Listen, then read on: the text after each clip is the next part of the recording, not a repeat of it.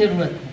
तो पूरी जो कानून व्यवस्था है या संविधान है, उसका मतलब ही यही है कि सत्ता पर अंकुश होना चाहिए और साधारण लोगों को पूरी छूट होनी चाहिए तमाम सवाल करने के वगैरह, उन्हें सुरक्षा भी मिलनी चाहिए इसके लिए। लेकिन आज जो हो रहा है हम इसका ठीक उल्टा होते हुए देख रहे हैं, जहां एक तरह से जितने ये है मीडिया हो या यहाँ तक कि अदालत हो, ये सब एक तरह से सत्ता के बचाव को अपना काम समझ रहे हैं और जो कमजोर हैं उनके सवाल पूछने के, उनके सवाल दब जा रहे हैं।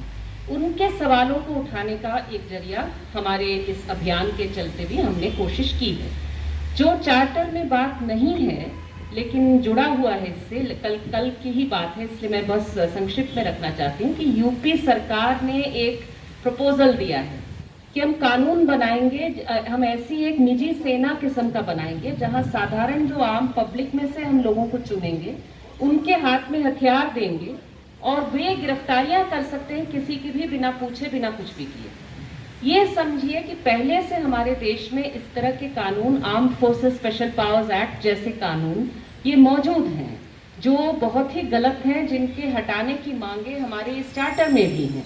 वो सेना के जहां डिस्टर्ब्ड एरिया घोषित होता है, वहां सेना जहां लगती है, उनके लिए ये बनाया जाता है, उसे भी हम गलत मानते हैं। लेकिन आज ये हो रहा है कि क्या पूरा उत्तर प्रदेश डिस्टर्ब्ड एरिया है, वहां इस तरह का कानून लगेगा? इसका जिक्र इसलिए आज यहाँ से जरूरी है क्योंकि हमारी सारी जो मांगे हैं वो एक तरह की सत्ता से एक तरह की अकाउंटेबिलिटी मांग रही है, एक जवाबदेही मांग रही है कि आप निरंकुश तरीके से ऐसे नहीं कर सकते। लेकिन आज सत्ता इसी तरह से कर रही है। इस तरह की चीज उत्तर प्रदेश जैसे राज्य में हो रहा है और ये मेन मीडिया का मेजर डिबेट बन नहीं रहा है। पब्लिक के बीच में बनाने से बहस बनाने का काम हम लोगों का, साधारण नागरिकों का हो जा रहा है। और इसमें मैं एक और बात जोड़ना चाहती हूँ कि जो दो बातें जो बिल्कुल साधारण नागरिकों के एंगल से समझा जाए। एक तो ये कि जो पुलिस का रवैया होना चाहिए किसी भी लोकतंत्र में, वो ये है कि तथ्यों के आधार पर वो जांच करे। लेकिन सब जानते हैं, हमारे देश का हर गरीब मोहल्ला जानता है कि पुलिस जो है वो पहले से तय कर लेती है किसी को फंसाना है, उठा लेती है, गलत आरोप लगाती है, टॉर्चर से बातों को निकलवाती है। जाहिर सी बात है, टॉर्चर से जो बात निकलता है वो सच नहीं, वो झूठ होता है, क्योंकि टॉर्चर से बचने के लिए कोई भी कुछ भी बोल देता है। ये जो चीजें हैं, ये एक स्ट्रक्चरल बिल्कुल डेफिशिएंसी है, ये एक कमजोरी है जो हमारे लोकतंत्र की बड़ी कमजोरी पहले से बनी हुई।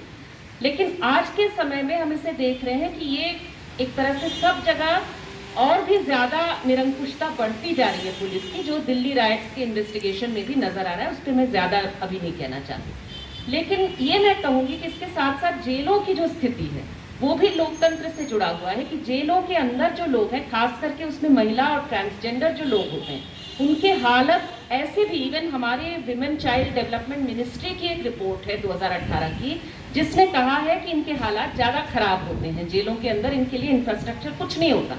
अब जो है महामारी के समय भी ये अंदर है, प्रेग्नेंट महिलाएं जेल में हैं, बच्चे जेलों में हैं, ट्रांसजेंडर लोग जेलों में हैं, इनके लिए किसी भी तरह की व्यवस्था नहीं है। हम यहाँ से मांग करते हैं कि तमाम जो बुजुर्ग लोग हैं, महिला लोग हैं, ट्रांसजेंडर लोग हैं, बच्चे हैं, सबको एकदम आज के आज जेलों से निकालने की व्यवस्था तुरंत सरकार को करना चाहिए। ये मांग भी हमने उठाया है।